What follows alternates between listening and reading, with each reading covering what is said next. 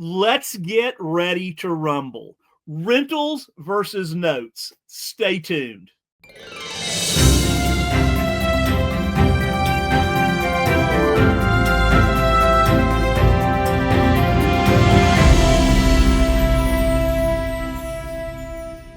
Well, welcome to this week's edition of NoteSchool TV. Well, where every week we bring you the most amazing content and or the most amazing guests. So this week we have got a lesson for you, and we kind of teased you last week when we did the monthly update. You may have seen the same slide that you'll see here in just a second, and we're going to expand on that today. Eddie won't be with us, so it'll just be you guys and myself, so we look forward to that. Take care of some housekeeping. Number one, make sure and like this episode. Yep, go ahead and hit that like button. Make sure and share this with all your friends, your relatives, your family, all of those things. Anybody that you know that may have a rental or be looking to buy a rental. So make sure and share it. Also, hit the subscribe button so that you will, you'll know when we go live, and like the presentation as well. Of course, the subscribe button is so that, you'll be a member of NoteSchool TV, and we'll be able to go in and see all of the past episodes. So with that, well, let me just say it this way. Let's get ready to rumble. All right, so this is the great battle, right? This is the thing we've been talking about at NoteSchool for the last year or so, and it really is rentals versus notes, which has less stress, and you have all the control, but none of the negatives, right? So let's look at what the great battle really entails here. So seller financing works on everything that we see here, whether it's rent houses. Yep. It works on multifamily. It works on office, storage, multiple buildings, commercial land, residential lots, country land, ranches, shopping centers, all of the above, right? And in today's marketplace, especially so, because of, we've talked about this countless times over the last couple of years, and that is really because that it is harder to get financing today for the just missed buyer, right? That person that is a contractor, a real estate agent who's an entrepreneur and doesn't get a W-2, get a 1099, works on commission, gig workers, contract workers, I-10 borrowers, your individual income tax return guys, all of those different people, they're the just missed. So seller financing works on all of the above, but today we are going to specifically talk about rent houses and what that really means.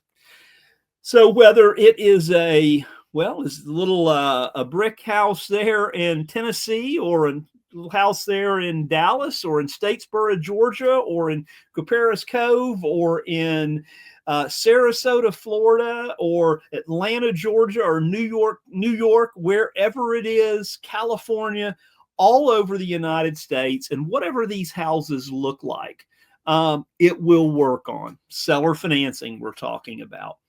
So here's the facts, right? And I'm going to lay this out for you over the next 15 minutes or so.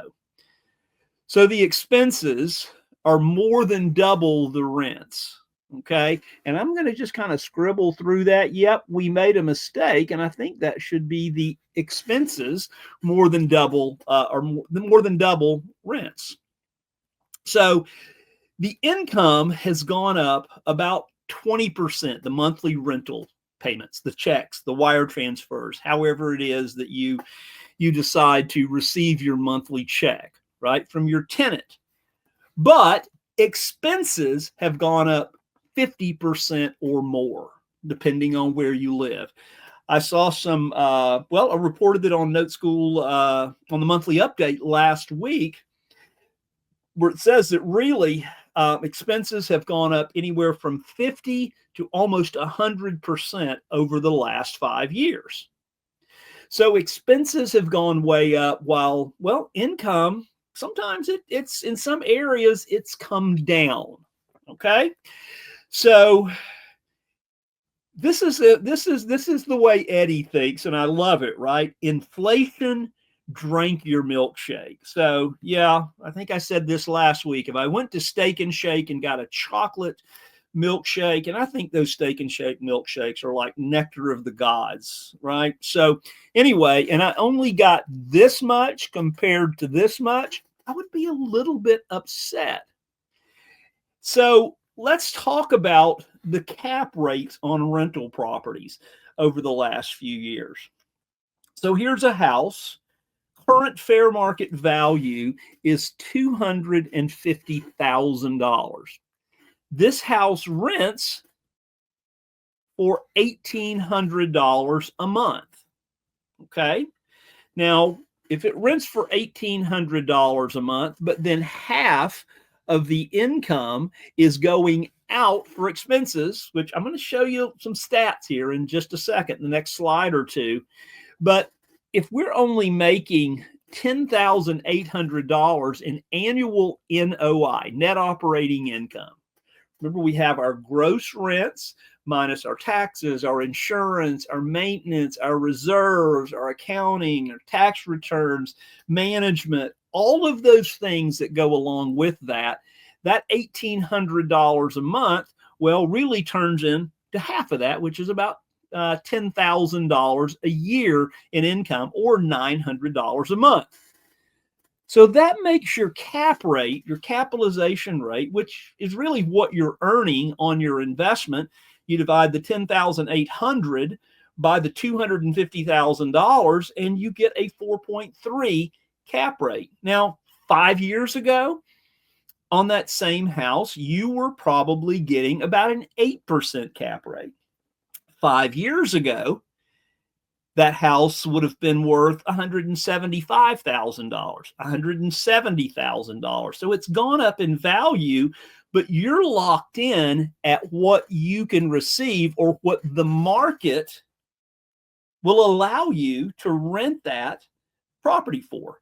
And the rental rate on that particular house, as in many, and you can check, you can go to Rentometer, you can go to Zillow Rents, you can go to Redfin, you can go to all these different sites and see what that looks like.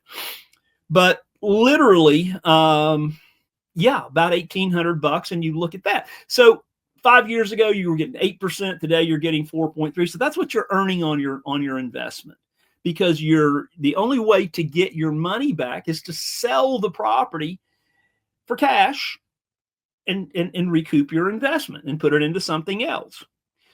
So this is the whole thing of trying to eat an equity sandwich. You've got a lot of equity in the property, but it's tied up. And realistically, you're only getting a 4% rate of return on that property, which is, well, it's pretty bad even by today's standards, right? So what can this asset what return can this asset earn?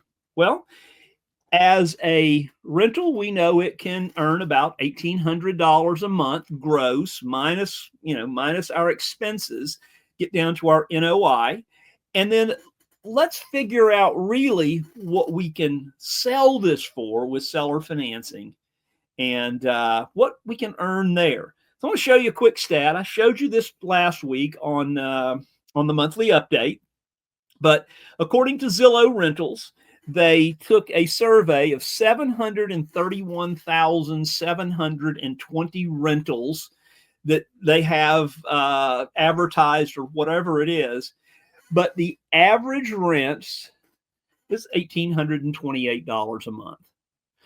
Now, I don't really want to care that much about this month over month change, but year over year, that's came down about $272 a month. But what's happened on the other side? Insurance has gone up, taxes has gone up, cost of things to maintain the property, all of the things have gone up. And here's kind of the golden rule, right? The 50% rule in real estate says half the gross income generated by a rental property should be allocated to operating expenses when determining profitability.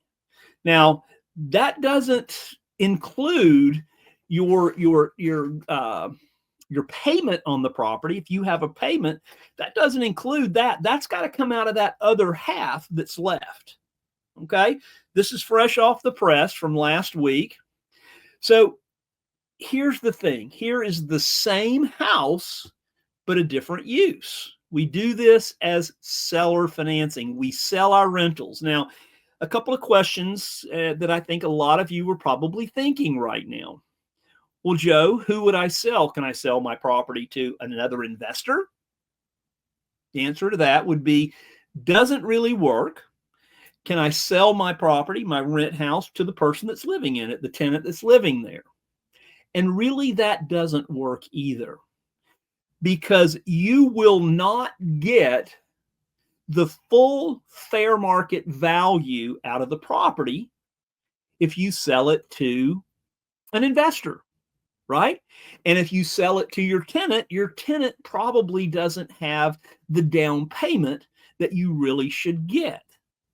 So what you're doing as your tenants, as the leases come due, instead of renewing the lease, you have to kind of let that tenant move on to another property. And you're then going to make any touch up you need to do on this property, and you're going to put it back on the market and sell it to a consumer, a family that wants to live in it. Now, fair market value on this property is $250,000. An investor wouldn't pay that for it. They'd pay $200,000 or want to pay $180,000 for it. So we know that, but we want to sell that to a deserving buyer. And how do we do that? How do we sell this house to a deserving buyer? We use Facebook Marketplace every day, and we run a simple ad that really says this. Private financing to a deserving buyer with a large down payment. Private, not seller financing, private financing, deserving buyer with a large down payment. And if you do that, you will then sell that property to someone who wants to live in it, and it's the fair market value on the property. So let's talk about what those numbers could look like for you. So the sale price or purchase price for your family, your people that are going to move into it, the consumer, is $250,000. That's what the fair market value of the property is. Every other house that families live in that neighborhood is worth $250,000. This house is also worth $250,000. So we get a good down payment. In this case, we get $37,500, which is about 15% down. And a lot of folks, I know you say, well, but how do I find somebody with that much down? It's just the way you advertise it and who you target to. See, that's the whole challenge. And if you think up here that you can't get a big down payment, that's just a self-limiting process, right? You can. We see it done every day. You could get more than that. Would I do it for $30,000 down? Sure, I would do it for $30,000, maybe even $25,000. But we want to get as much of a down payment as we can possibly get. Or it may be that we get $50,000 down. Who knows, right? So that gives us a seller finance loan of $212,500, which is the $250,000 minus the down payment. So we've got $212,500. And so we finance the $212,500 at a rate of 10.5.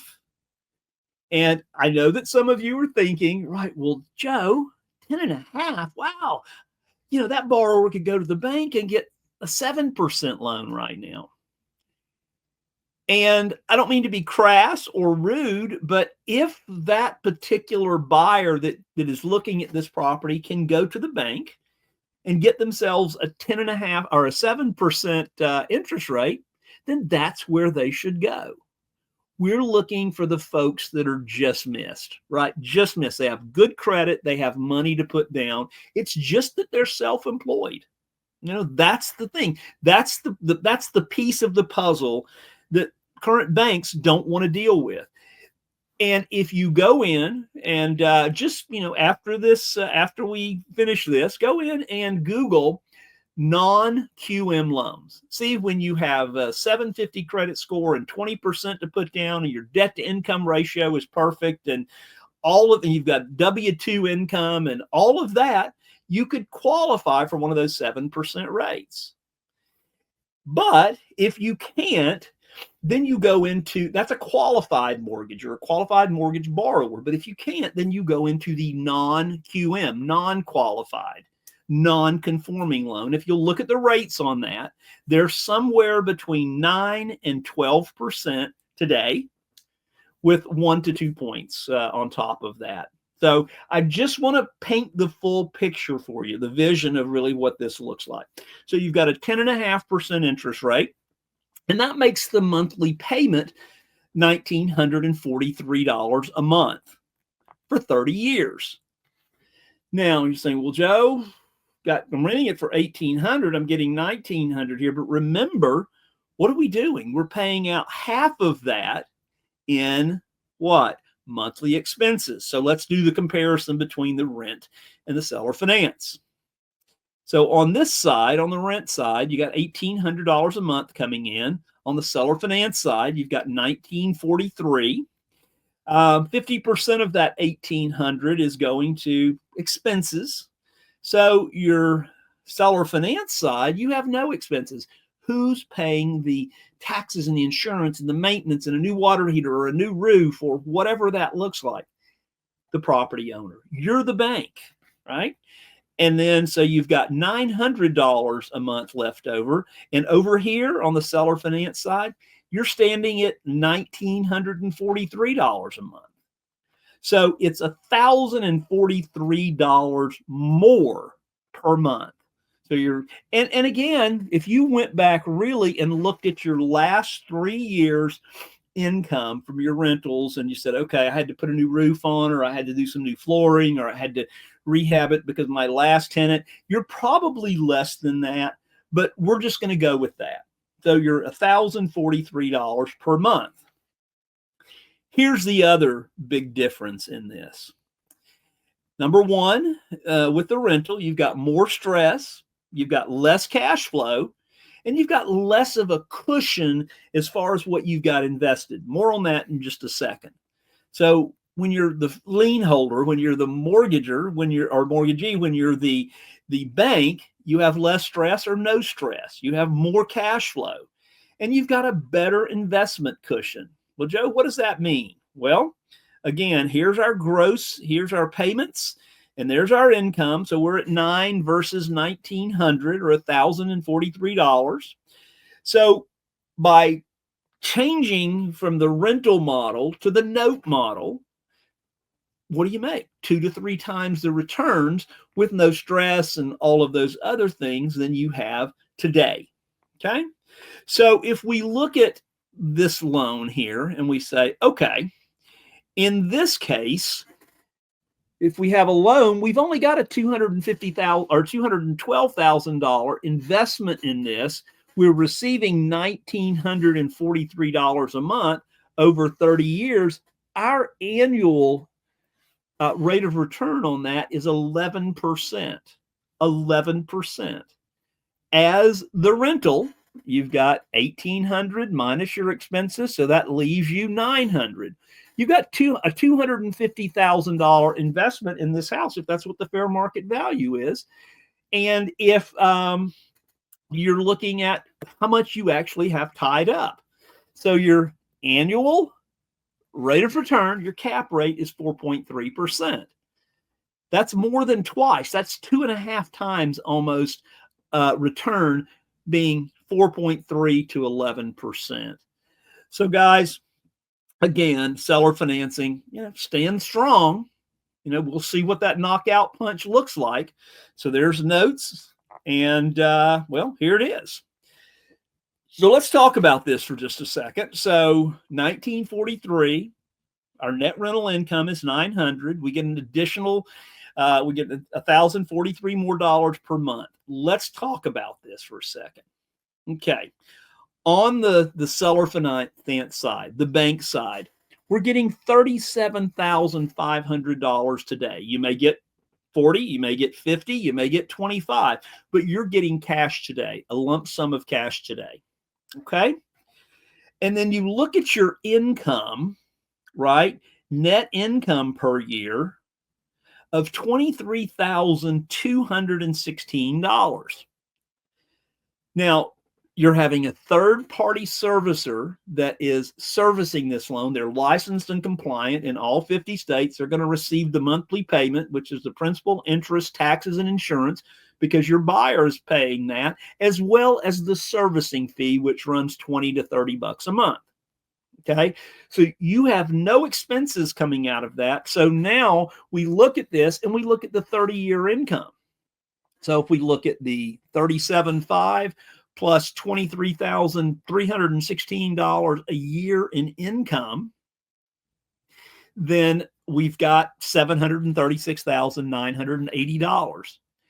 If we look at our 30-year income on the rental side, well, you're getting $10,800 a year, right? 900 times 12 times 30.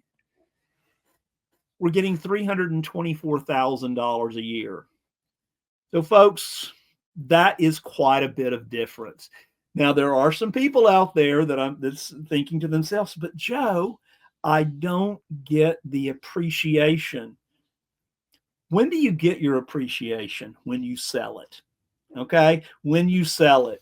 So if you're getting $10,800 per year, and that's on a good year, right? That's on a good year if you don't have any major things happen or have to do any major rehab. But if you're getting $10,800 a year as a rental and $23,000 a year over here as the bank with nothing coming out of that, guys, nothing coming out of that, you're getting almost you're getting $12,500 more per year.